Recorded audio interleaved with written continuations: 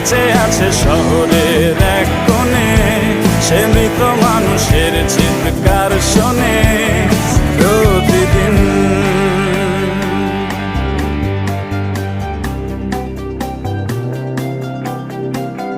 তোমার ঘরের ভেতর যাই, চামড়া পোড়ার গন্ধ পাই, চারিদিকে তার অন্ধকার চেপে ধরে।